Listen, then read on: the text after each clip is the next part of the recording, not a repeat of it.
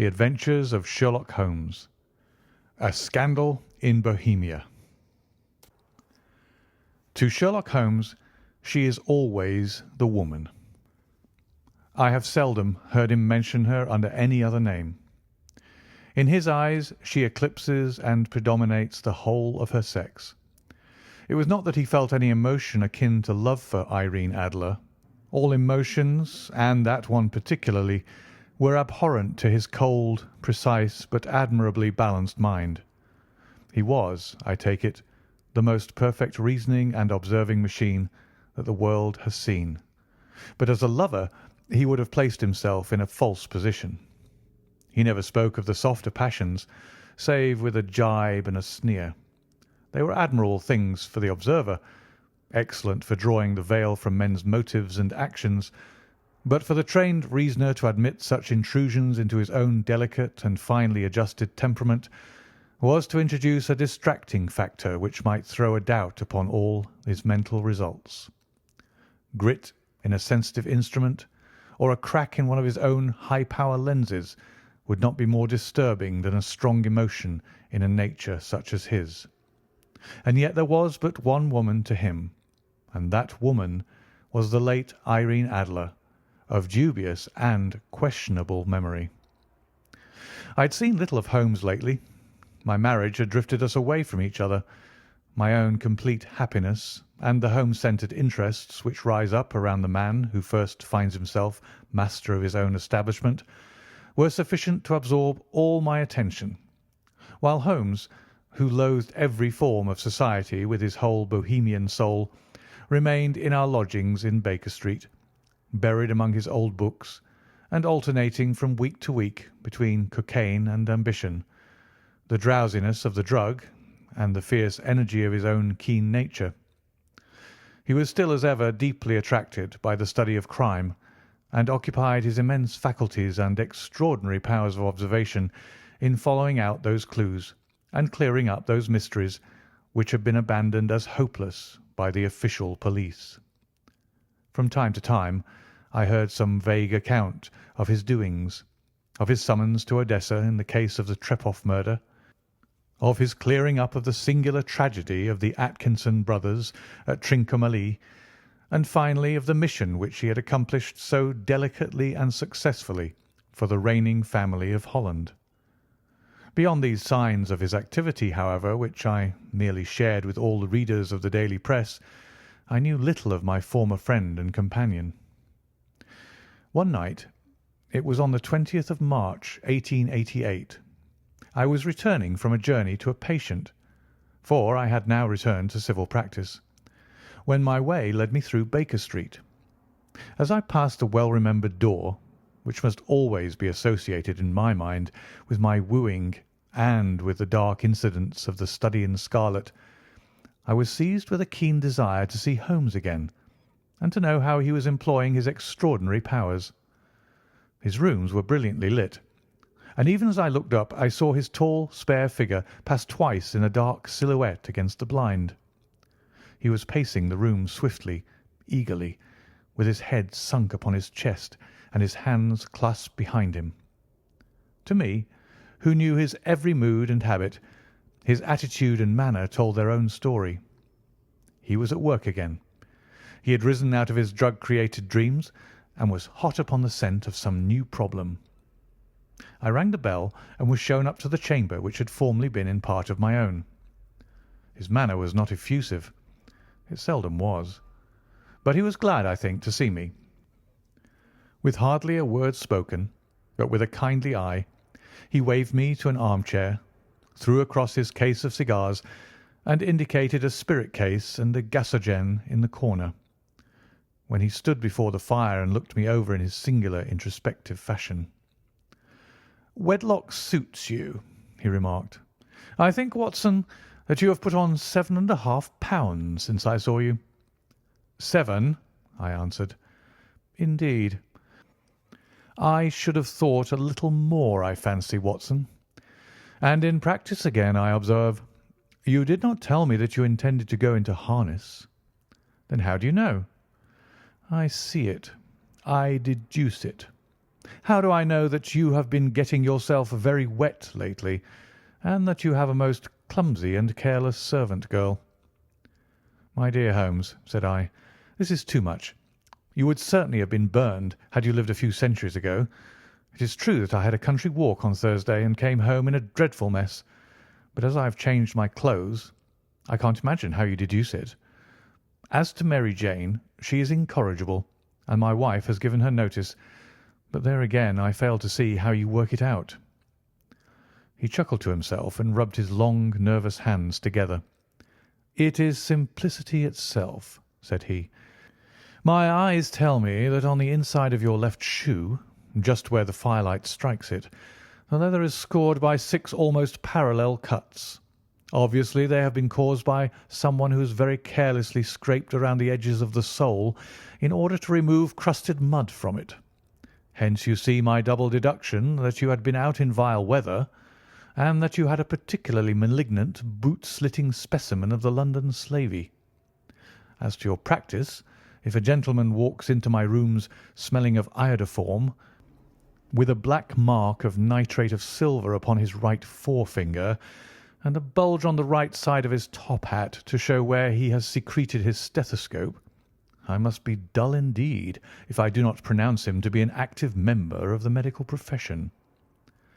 I could not help laughing at the ease with which he explained his process of deduction. "When I hear you give your reasons," I remarked, "the thing always appears to me so ridiculously simple that I could easily do it myself, though at each successive instance of your reasoning I am baffled until you explain your process. And yet I believe that my eyes are as good as yours." "Quite so," he answered, lighting a cigarette and throwing himself down into an armchair. "You see, but you do not observe. The distinction is clear. For example, you have frequently seen the steps which lead up from the hall to this room?" "Frequently." "How often?" "Well, some hundreds of times." "Then how many are there?" "How many? I don't know." "Quite so. You have not observed, and yet you have seen. That is just my point. Now, I know that there are 17 steps because I have both seen and observed. By the way, since you are interested in these little problems, and since you are good enough to chronicle one or two of my trifling experiences, you may be interested in this." He threw over a sheet of thick pink-tinted notepaper which had been lying upon the table. "It came by the last post," said he. "Read it aloud." The note was undated and without either signature or address. "There will call upon you tonight at 7:45, it said, "a gentleman who desires to consult you upon a matter of the very deepest moment. Your recent services to one of the royal houses of Europe have shown that you are one who may safely be trusted with matters which are of an importance which can hardly be exaggerated. This account of you we have from all quarters received. Be in your chamber, then, at that hour, and do not take it amiss if your visitor wear a mask." "This is indeed a mystery," I remarked. "What do you imagine that it means?" "I have no data yet. It is a capital mistake to theorize before one has data. Insensibly one begins to twist facts to suit theories, instead of theories to suit facts. But the note itself, what do you deduce from it?" I carefully examined the writing and the paper upon which it was written. "The man who wrote it was presumably well-to-do," I remarked, endeavouring to imitate my companion's processes. "Such paper could not be bought under £0.50 a packet. It is peculiarly strong and stiff." "Peculiar. That is the very word," said Holmes. "It is not an English paper at all. Hold it up to the light." I did so and saw a large E with a small g, a P and a large G with a small t woven into the texture of the paper. "What do you make of that?" asked Holmes. "The name of the maker, no doubt, or his monogram, rather?" "Not at all. The G with the small t stands for Gesellschaft, which is the German for company. It is a customary contraction, like our Co. P, of course, stands for papier. Now for the E.G. Let us glance at our Continental Gazetteer. He took down a heavy brown volume from his shelves. Eglo, Eglonitz. Here we are. Egria. It is in a German-speaking country in Bohemia, not far from Carlsbad. Remarkable as being the scene of the death of Wallenstein, and for its numerous glass factories and paper mills. Aha, my boy, what do you make of that? His eyes sparkled, and he sent up a great blue triumphant cloud from his cigarette. The paper was made in Bohemia, I said. Precisely. And the man who wrote the note is a German. Do you note the peculiar construction of the sentence? This account of you we have from all quarters received. A Frenchman or Russian could not have written that. It is the German who is so uncourteous to his verbs. It only remains, therefore, to discover what is wanted by this German who writes upon Bohemian paper and prefers wearing a mask to showing his face. And here he comes, if I am not mistaken, to resolve all our doubts.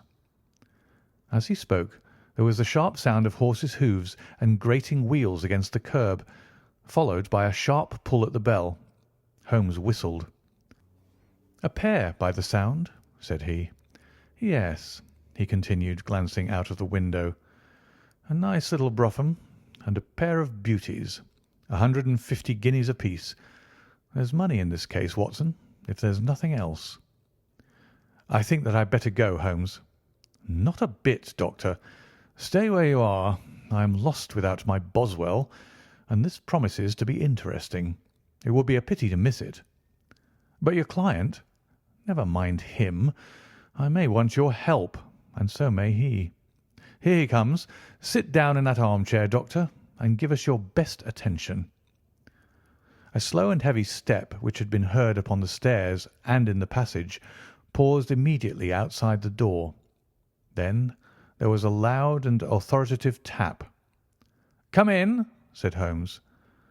A man entered who could hardly have been less than 6 feet 6 inches in height, with the chest and limbs of a Hercules.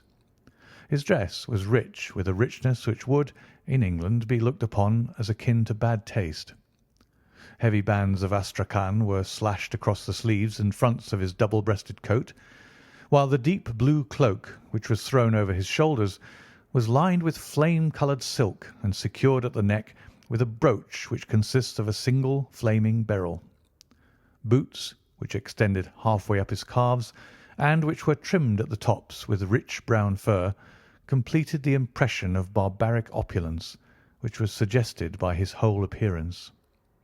He carried a broad-brimmed hat in his hand, while he wore across the upper part of his face, extending down past the cheekbones, a black vizard mask, which he had apparently adjusted that very moment, for his hand was still raised to it as he entered. From the lower part of the face he appeared to be a man of strong character, with a thick, hanging lip and a long, straight chin, suggestive of resolution pushed to the length of obstinacy. "You had my note?" he asked with a deep, harsh voice and a strongly marked German accent. "I told you that I would call." He looked from one to the other of us, as if uncertain which to address. "Pray take a seat," said Holmes. "This is my friend and colleague, Dr. Watson, who is occasionally good enough to help me in my cases. Whom have I the honour to address?" "You may address me as the Count von Kramm, a Bohemian nobleman. I understand that this gentleman, your friend, is a man of honour and discretion, whom I may trust with a matter of most extreme importance. If not, I should much prefer to communicate with you alone." I rose to go, but Holmes caught me by the wrist and pushed me back into my chair. "It is both or none," said he. "You may say before this gentleman anything which you may say to me." The Count shrugged his broad shoulders. "Then I must begin," said he, "by binding you both to absolute secrecy for 2 years. At the end of that time the matter will be of no importance, At present, it is not too much to say that it is of such weight it may have an influence upon European history." "I promise," said Holmes. "And I." "You will excuse this mask," continued our strange visitor. "The august person who employs me wishes his agent to be unknown to you, and I may confess at once that the title by which I have just called myself is not exactly my own." "I was aware of it," said Holmes dryly. "The circumstances are of great delicacy, and every precaution has to be taken to quench what might grow to be an immense scandal and seriously compromise one of the reigning families of Europe. To speak plainly, the matter implicates the great house of Ormstein, hereditary kings of Bohemia." "I was also aware of that," murmured Holmes, settling himself down in his armchair and closing his eyes. Our visitor glanced with some apparent surprise at the languid, lounging figure of the man who had been no doubt depicted to him as the most incisive reasoner and most energetic agent in Europe. Holmes slowly reopened his eyes and looked impatiently at his gigantic client. "If your Majesty would condescend to state your case," he remarked, "I should be better able to advise you."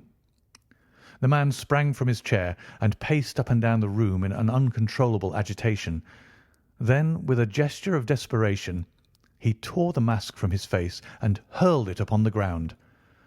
"You are right," he cried. "I am the king. Why should I attempt to conceal it?" "Why, indeed?" murmured Holmes. "Your Majesty had not spoken before I was aware that I was addressing Wilhelm Gottsreich Sigismund von Ormstein, Grand Duke of Cassel-Felstein and hereditary King of Bohemia." "But you can understand," said our strange visitor, sitting down once more and passing his hand over his high white forehead. "You can understand that I am not accustomed to doing such business in my own person. Yet the matter was so delicate that I could not confide it to an agent without putting myself in his power. I have come incognito from Prague for the purpose of consulting you." "Then pray consult," said Holmes, shutting his eyes once more. "The facts are briefly these. Some 5 years ago, during a lengthy visit to Warsaw, I made the acquaintance of the well-known adventuress Irene Adler. The name is no doubt familiar to you." "Kindly look her up in my index, Doctor," murmured Holmes, without opening his eyes. For many years he had adopted a system of docketing all paragraphs concerning men and things, so that it was difficult to name a subject or a person on which he could not at once furnish information. In this case I found her biography sandwiched in between that of a Hebrew rabbi and that of a staff commander who had written a monograph upon the deep-sea fishes. "Let me see," said Holmes. Born in New Jersey in the year 1858, contralto. La Scala. Prima donna Imperial Opera of Warsaw. Yes. Retired from operatic stage. Living in London. Quite so. Your Majesty, as I understand, became entangled with this young person, wrote her some compromising letters, and is now desirous of getting those letters back." "Precisely so. But how?" "Was there a secret marriage?" "None." "No legal papers or certificates?" "None." "Then I fail to follow your Majesty. If this young person should produce her letters for blackmailing or other purposes, how is she to prove their authenticity?" "There is the writing." "Poor forgery." "My private notepaper." "Stolen." "My own seal." "Imitated." "My photograph." "Bought." "We were both in the photograph." "Oh dear. That is very bad. Your Majesty has indeed committed an indiscretion." "I was mad, insane." "You have compromised yourself seriously." "I was only Crown Prince then. I was young. I am but 30 now." "It must be recovered." We have tried and failed." "Your Majesty must pay. It must be bought." "She will not sell." "Stolen, then?" "5 attempts have been made. Twice burglars in my pay ransacked her house. Once we diverted her luggage when she travelled. Twice she has been waylaid. There has been no result." "No sign of it?" "Absolutely none." Holmes laughed. "It is quite a pretty little problem," said he. "But a very serious one to me," returned the king reproachfully. "Very, indeed. And what does she propose to do with the photograph?" "To ruin me." "But how?" "I am about to be married." "So I have heard." "To Clotilde Lothman von Saxe-Meiningen, second daughter of the King of Scandinavia. You may know the strict principles of her family. She is herself the very soul of delicacy. A shadow of a doubt as to my conduct would bring the matter to an end." "And Irene Adler?" "Threatens to send them the photograph. And she will do it. I know that she will do it. You do not know her, but she has a soul of steel. She has the face of the most beautiful of women and the mind of the most resolute of men. Rather than I should marry another woman, there are no lengths to which she would not go. None." "You are sure that she has not sent it yet?" "I am sure." "And why?" "Because she has said that she would send it on the day when the betrothal was publicly proclaimed. That will be next Monday." "Oh, then we have 3 days yet," said Holmes with a yawn.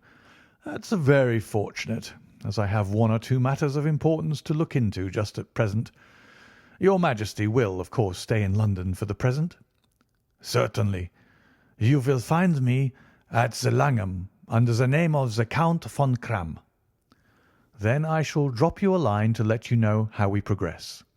"Pray do so. I shall be all anxiety." "Then, as to money?" "You have carte blanche."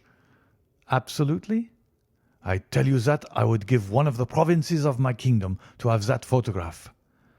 "And for present expenses?" The king took a heavy chamois leather bag from under his cloak and laid it on the table. "There are £300 in the gold and 700 in notes," he said. Holmes scribbled a receipt upon a sheet of his notebook and handed it to him.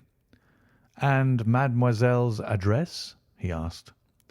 "Is Briony Lodge, Serpentine Avenue, St. John's Wood." Holmes took a note of it. "One other question," said he. "Was the photograph a cabinet?" "It was." "Then good night, Your Majesty, and I trust that we shall soon have some good news for you. And good night, Watson," he added, as the wheels of the royal brougham rolled down the street. "If you will be good enough to call to-morrow afternoon at 3 o'clock, I should like to chat this little matter over with you." 2. At 3 o'clock precisely I was at Baker Street, but Holmes had not yet returned. The landlady informed me that he had left the house shortly after 8 o'clock in the morning. I sat down beside the fire, however, with the intention of awaiting him, however long he might be. I was already deeply interested in his inquiry, for though it was surrounded by none of the grim and strange features which were associated with the 2 crimes which I had already recorded, still the nature of the case and the exalted station of his client gave it a character of its own. Indeed, apart from the nature of the investigation which my friend had on hand, there was something in his masterly grasp of a situation and his keen, incisive reasoning which made it a pleasure to me to study his system of work, and to follow the quick, subtle methods by which he disentangled the most inextricable mysteries. So accustomed was I to his invariable success that the very possibility of his failing had ceased to enter into my head. It was close upon 4 before the door opened, and a drunken-looking groom, ill-kempt and side-whiskered, with an inflamed face and disreputable clothes, walked into the room. Accustomed as I was to my friend's amazing powers in the use of disguises, I had to look 3 times before I was certain that it was indeed he. With a nod, he vanished into the bedroom, whence he emerged in 5 minutes, tweed-suited and respectable, as of old. Putting his hands into his pockets, he stretched out his legs in front of the fire and laughed heartily for some minutes.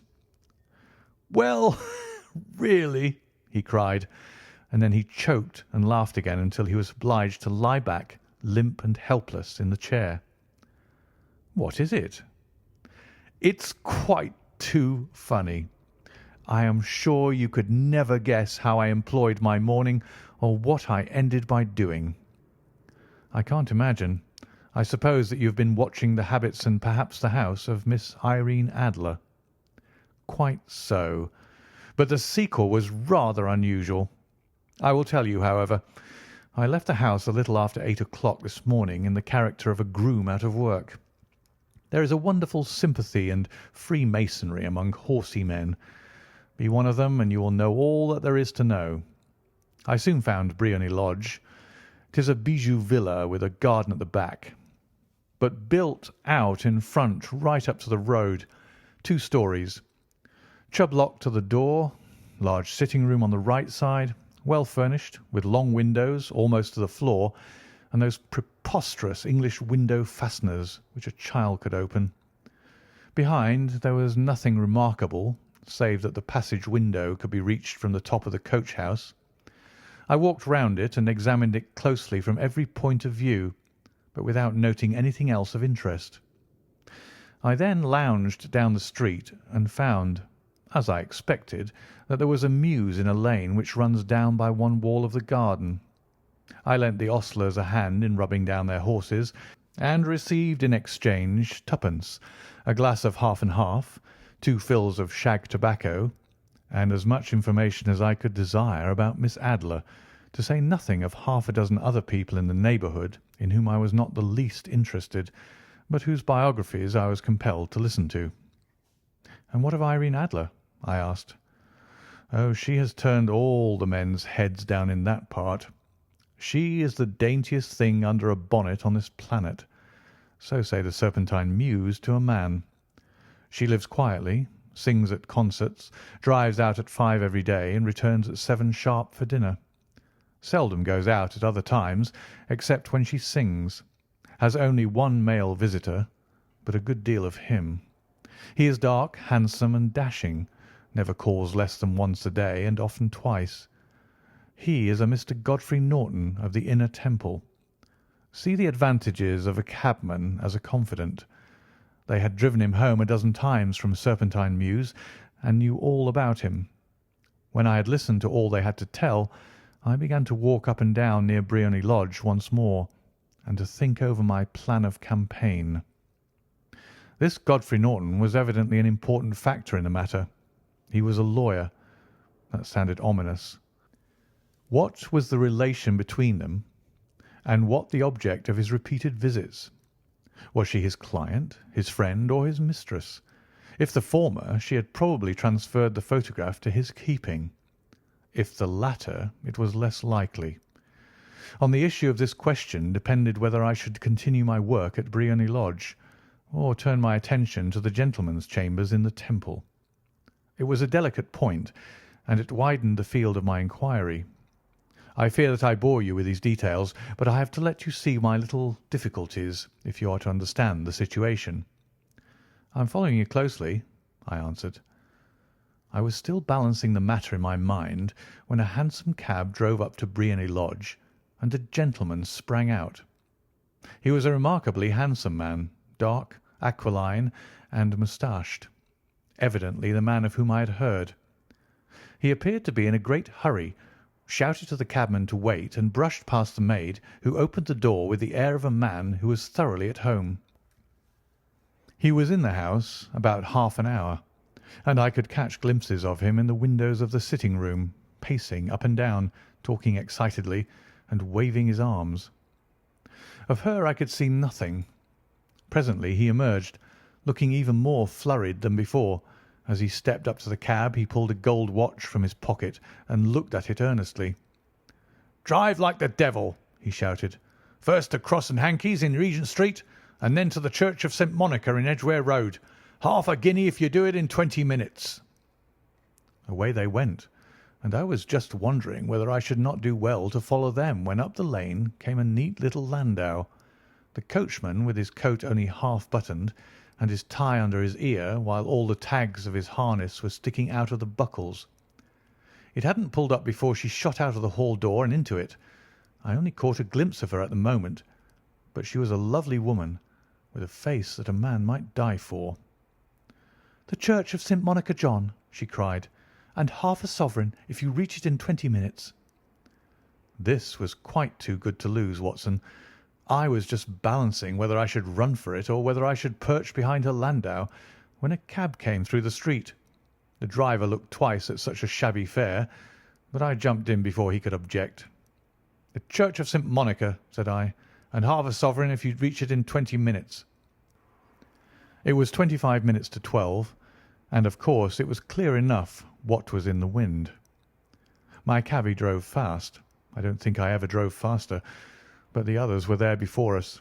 The cab and the landau with their steaming horses were in front of the door when I arrived.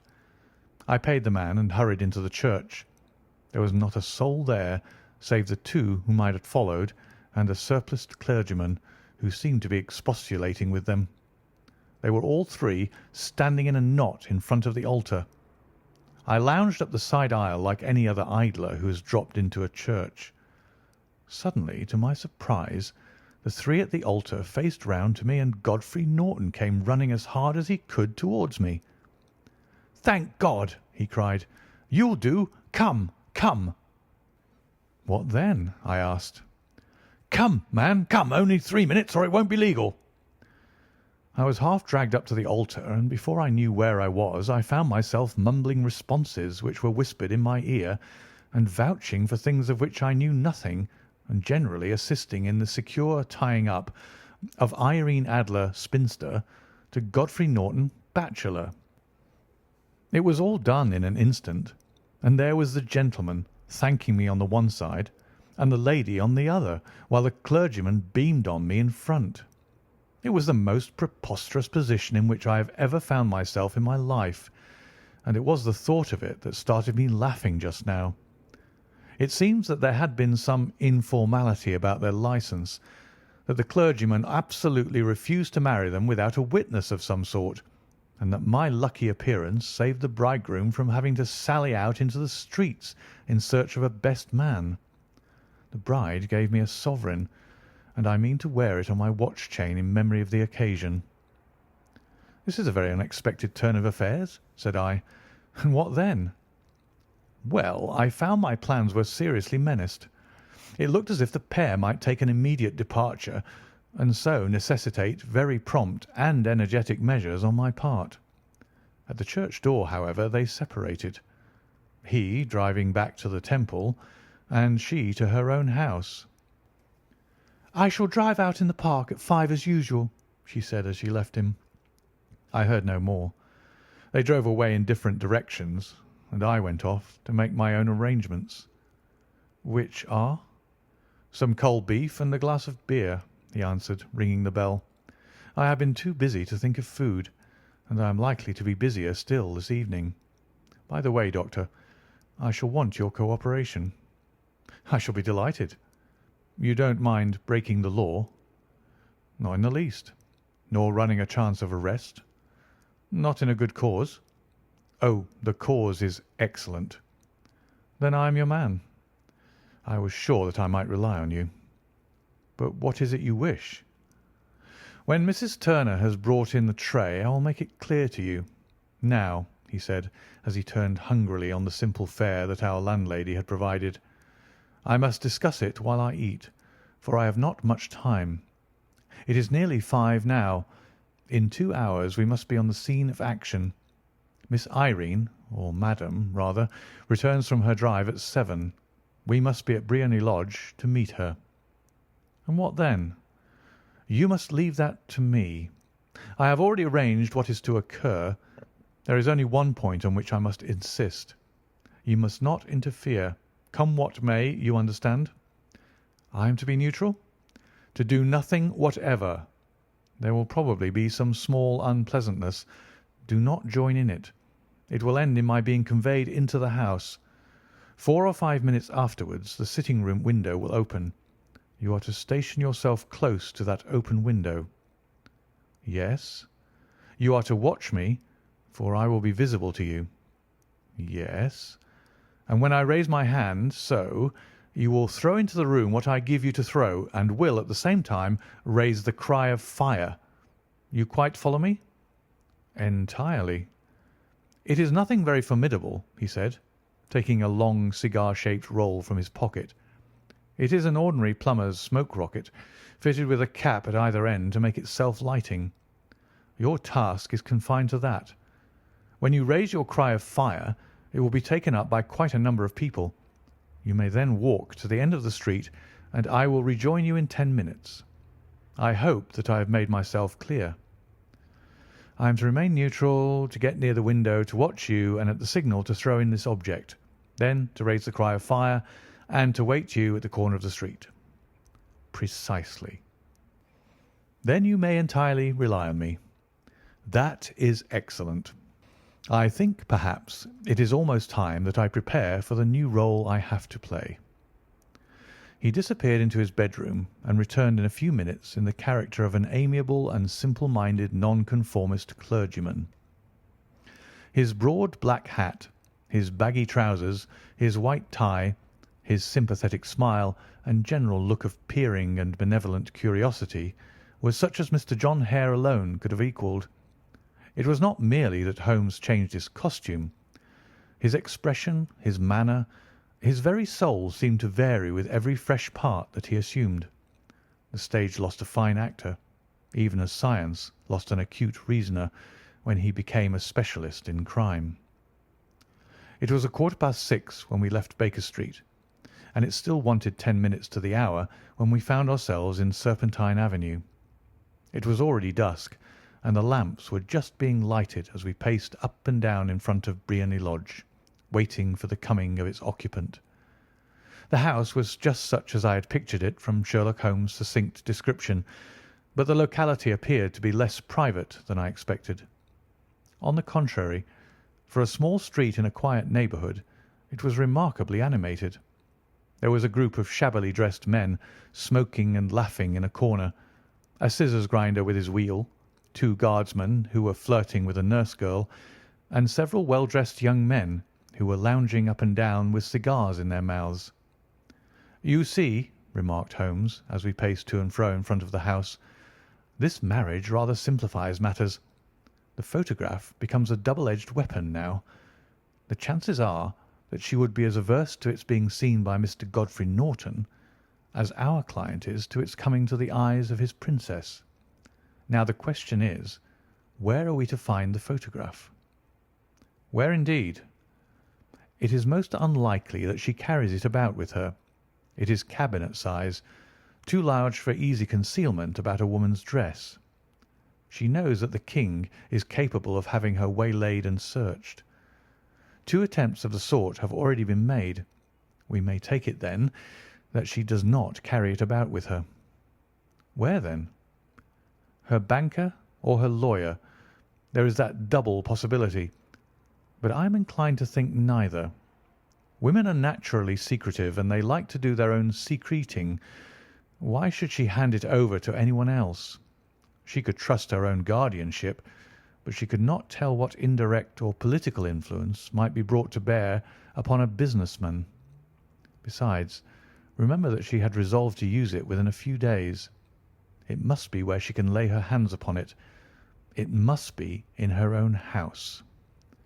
"But it has twice been burgled." "They do not know how to look." "But how will you look?" "I will not look."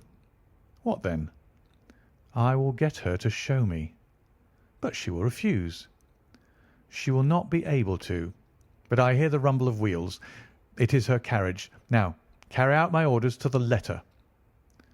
As he spoke, the gleam of the sidelights of a carriage came round the curve of the avenue. It was a smart little landau which rattled up to the door of Briony Lodge. As it pulled up, one of the loafing men at the corner dashed forward to open the door in the hope of earning a copper, but was elbowed away by another loafer who had rushed up with the same intention. A fierce quarrel broke out, which was increased by the two guardsmen who took sides with one of the loungers and by the scissors grinder who was equally hot upon the other side. A blow was struck, and in an instant the lady who had stepped from her carriage was the centre of a little knot of flushed and struggling men who struck savagely at each other with their fists and sticks. Holmes dashed into the crowd to protect the lady, but just as he reached her, he gave a cry and dropped to the ground with the blood running freely down his face. At his fall, the guardsmen took to their heels in one direction and the loungers in the other, while a number of better-dressed people, who had watched the scuffle without taking part in it, crowded in to help the lady and to attend to the injured man. Irene Adler, as I will still call her, had hurried up the steps, but she stood at the top with her superb figure outlined against the lights of the hall, looking back into the street. "Is the poor gentleman much hurt?" she asked. "He is dead," cried several voices. "No, no, there's life in him," shouted another. "But he'll be gone before you can get him to hospital." "He's a brave fellow," said a woman. "They would have had the lady's purse and watch if it hadn't been for him. They were a gang, and a rough one, too. Ah, he's breathing now." "He can't lie in the street. May we bring him in, ma'am?" "Surely. Bring him into the sitting-room. There's a comfortable sofa. This way, please." Slowly and solemnly he was borne into Briony Lodge and laid out in the principal room, while I still observed the proceedings from my post by the window. The lamps had been lit, but the blinds had not been drawn, so that I could see Holmes as he lay upon the couch. I do not know whether he was seized with compunction at that point for the part he was playing, but I know that I never felt more heartily ashamed of myself in my life than when I saw the beautiful creature against whom I was conspiring, or the grace and kindliness with which she waited upon the injured man. And yet it would be the blackest treachery to Holmes to draw back now from the part which he had entrusted to me. I hardened my heart and took the smoke rocket from under my ulster. After all, I thought, we're not injuring her. We are but preventing her from injuring another. Holmes had sat upon the coach, and I saw him motion like a man who is in need of air. A maid rushed across and threw open the window. At the same instant I saw him raise his hand, and at the signal I tossed my rocket into the room with a cry of "Fire!" The word was no sooner out of my mouth than the whole crowd of spectators, well dressed and ill, gentlemen, ostlers, and servant maids, joined in a general shriek of "Fire!" Thick clouds of smoke curled through the room and out at the open window. I caught a glimpse of rushing figures, and a moment later the voice of Holmes from within, assuring them that it was a false alarm. Slipping through the shouting crowd, I made my way to the corner of the street, and in 10 minutes was rejoiced to find my friend's arm in mine and to get away from the scene of uproar. He walked swiftly and in silence for some few minutes, until we had turned down one of the quiet streets which led towards the Edgware Road. "You did it very nicely, Doctor," he remarked. "Nothing could have been better. It is all right." "You have the photograph?" "I know where it is." "And how did you find out?" "She showed me, as I told you she would." "I'm still in the dark." "I do not wish to make a mystery," said he, laughing. "The matter was perfectly simple. You, of course, saw that everyone in the street was an accomplice. They were all engaged for the evening." "I guessed as much." "Then, when the row broke out, I had a little moist red paint in the palm of my hand. I rushed forward, fell down, clapped my hand to my face, and became a piteous spectacle. It is an old trick." "That also I could fathom." "Then they carried me in. She was bound to have me in. What else could she do? And into her sitting-room, which was the very room which I suspected.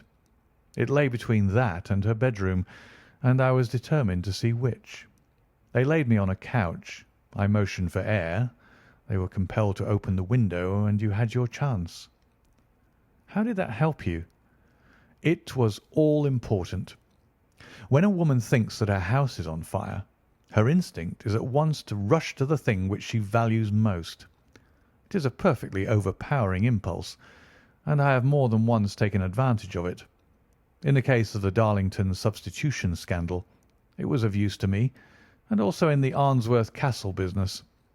A married woman grabs at her baby, an unmarried one reaches for her jewel box. Now it was clear to me that our lady of to-day had nothing in the house more precious to her than what we are in quest of. She would rush to secure it. The alarm of fire was admirably done. The smoke and shouting were enough to shake nerves of steel. She responded beautifully. The photograph is in a recess behind a sliding panel just above the right bell pull. She was there in an instant, and I caught a glimpse of it as she half drew it out. When I cried out that it was a false alarm, she replaced it, glanced at the rocket, rushed from the room, and I have not seen her since. I rose and, making my excuses, escaped from the house. I hesitated whether to attempt to secure the photograph at once, but the coachman had come in, and as he was watching me narrowly, it seemed safer to wait. A little over-precipitance may ruin all. "And now?" I asked. "Our quest is practically finished. I shall call with the King to-morrow, and with you if you care to come with us. We will be shown into the sitting-room to wait for the lady, but it is probable that when she comes she may find neither of us nor the photograph.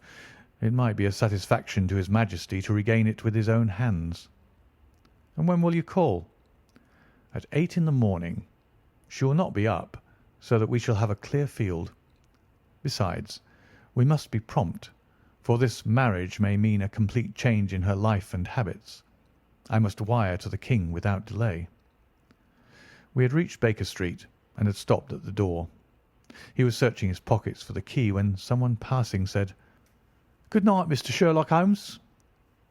There were several people on the pavement at the time, but the greeting appeared to come from a slim youth in an ulster who had hurried by.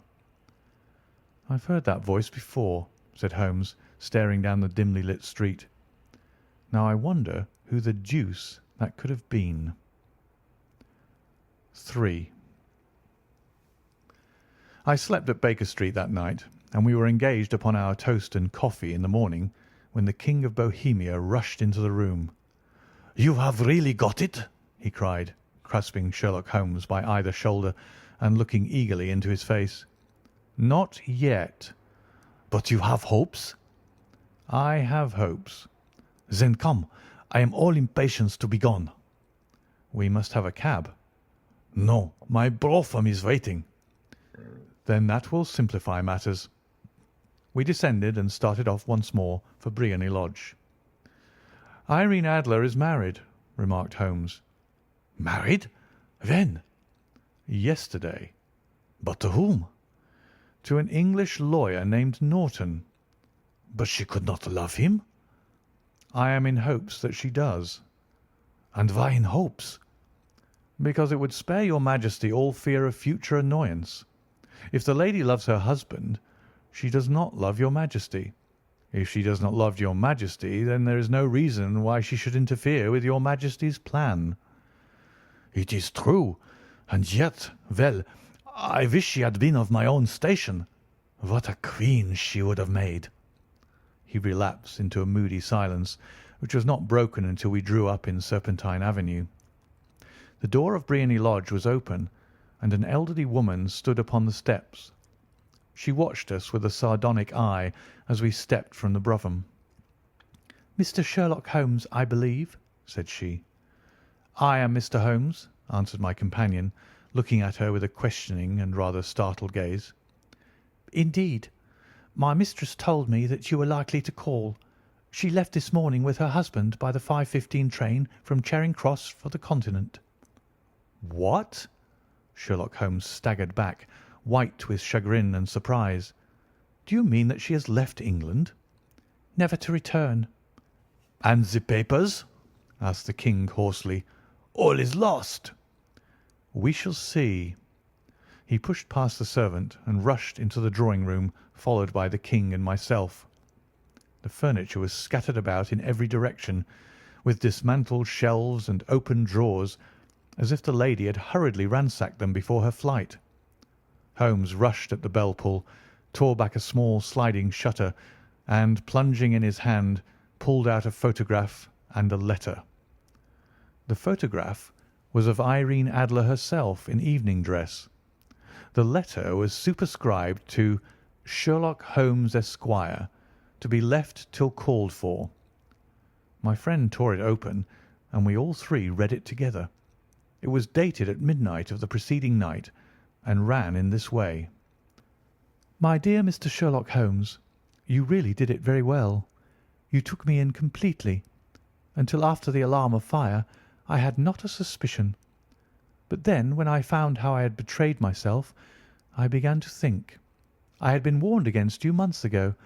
I had been told that if the King employed an agent it would certainly be you, and your address had been given to me. Yet with all this you made me reveal what you wanted to know. Even after I became suspicious, I found it hard to think evil of such a dear, kind old clergyman. But you know, I have been trained as an actress myself.